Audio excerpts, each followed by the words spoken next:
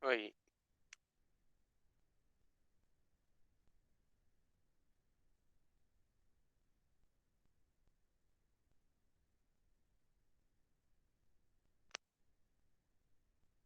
hello, hello, dengar tak? Dengar-dengar. Okay, saya akan membentangkan subtopik 13.2, Bioteknologi. Definisi bioteknologi ialah bioteknologi merupakan suatu bidang yang menggunakan teknologi atau kaedah untuk memanipulasikan organisma bagi tujuan menghasilkan atau suai hasil sesuatu produk biologi.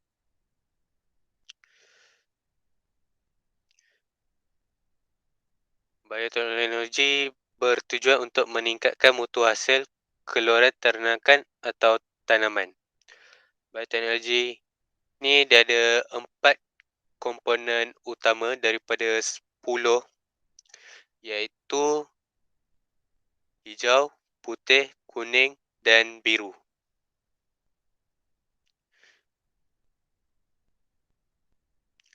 Aplikasi bioteknologi dalam kehidupan ada 4, iaitu terapi gen, pemprofilan DNA, penghasilan tumbuhan bertoleransi serangga perongsak dan pembersihan tumpahan minyak. Terapi gen digunakan untuk merawat atau mengelakkan sesuatu penyakit genetik. Kaedah ini menyisipkan gen normal ke dalam pesakit untuk menggantikan gen yang tidak normal. Antara penyakit genetik yang boleh dirawat melalui kaedah ini ialah cystic fibrosis, distrofi otak dan beberapa jenis kanser. Jadi dalam gambar ni korang boleh nampak yang sel yang mempunyai gen yang abnormal tu warna kelabu. Jadi kita akan masukkan gen yang normal untuk menggantikan gen yang abnormal menggunakan virus. Jadi sel tu dia akan berfungsi. Jadi pesakit yang tu dia akan jadi sihat.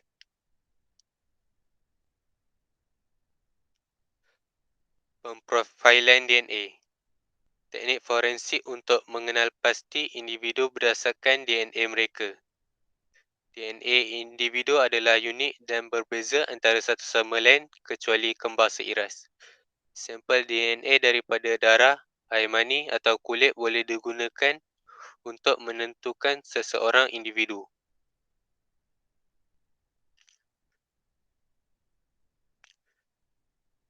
Pemprofilan DNA boleh digunakan untuk mengenal pasti penjenayah, menyelesaikan pertikaian identiti ibu bapa sebenar, mengesan penyakit genetik, menguji keserasian penerima organ dengan penerima.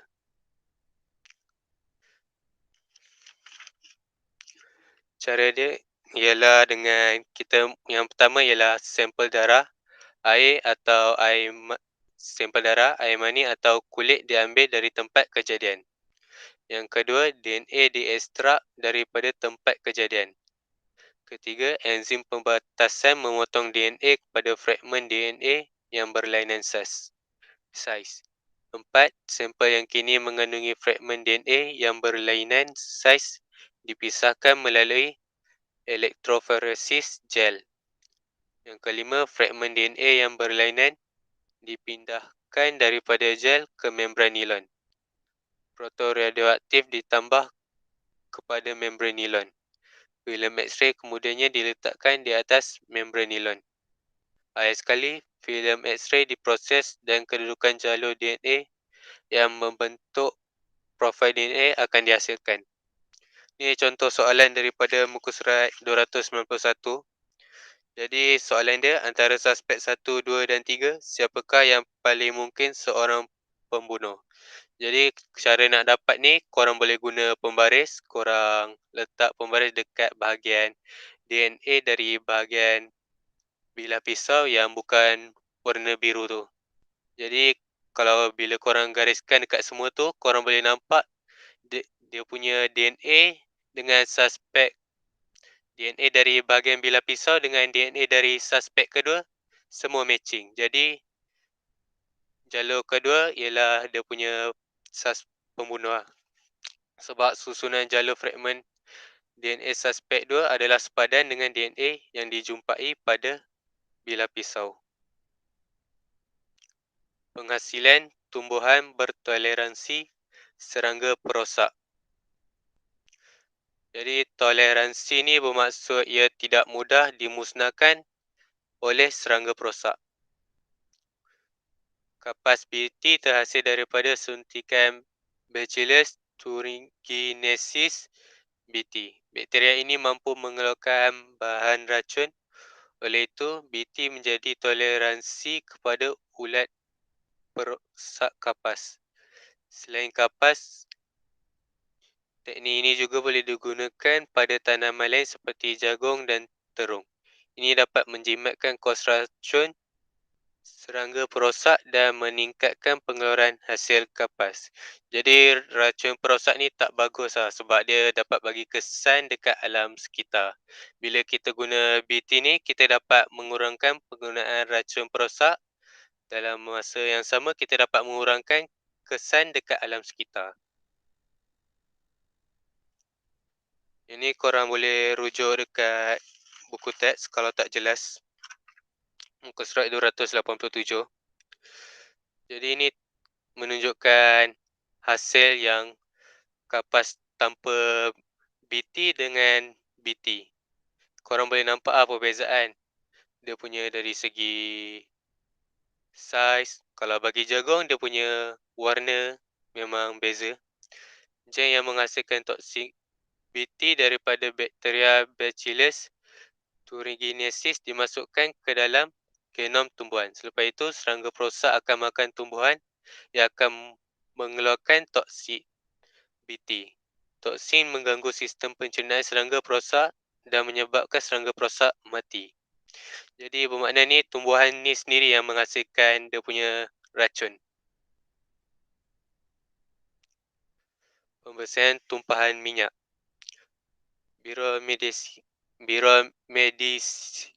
Biromediasi ialah satu kaedah untuk membersihkan bahan cemar dengan menggunakan mikroorganisma seperti bakteria.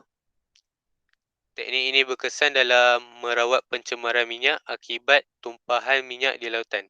Contohnya, bakteria Alcanivorous borkumensis boleh menguraikan molekul minyak untuk mendapatkan tenaga. Ini dia punya gambar. Jadi yang ni korang kena ingat, yang Alcanivorous borkumensis ni, kalau dia nak dapatkan tenaga, dia kena ada minyak. Jadi bakteria tu dia akan menguraikan tumpahan minyak menyebabkan laut bersih. Kepentingan bioteknologi dalam kehidupan. Bidang bioteknologi selalu dikaitkan dengan pertanian, perubatan, pemakanan, perindustrian dan sebagainya. Bidang ini telah banyak memberi manfaat kepada kehidupan manusia. Secara umumnya, bioteknologi dapat mempelbagaikan produk, meningkatkan hasil pemakanan, pertanian dan perubatan serta mengembangkan ekonomi negara. Sumbangan dalam bidang pertanian, ia menghasilkan bakal ternakan dan tanaman terbaik. Kaedah kultur tisu dan teknik pengklonan dapat mempercepat pembiakan tanaman, memberi hasil bakal padi yang banyak dan cepat matang. Pengklonan haiwan pula dapat membolehkan pembiakan secara besar-besaran dan kebolehan daya tahan penyakit. Hormon juga digunakan supaya haiwan membesar dan matang dengan cepat. Sumbangan dalam bidang perubatan. Genetik individu dapat diubah sesuai. Mengurangkan risiko penyakit mental. Penyakit tertentu seperti kanser dan penyakit pewarisan juga boleh dielakkan. Genetik manusia kerdil boleh melahirkan manusia normal, membantu wanita yang sukar hamil untuk memperoleh zuriat. Sumbangan dalam bidang forensik. Ia dapat mengawal pasti penjenayah melalui tisu dan bendalih yang dikumpul seperti darah, air mani, kulit dan folikel rambut. Sumbangan kepada alam sekitar. Mikrob mampu mempercepat peruputan bahan buangan manusia. Mikrob juga menguraikan najis sepenuhnya. Ia juga mengurangkan pencemaran alam.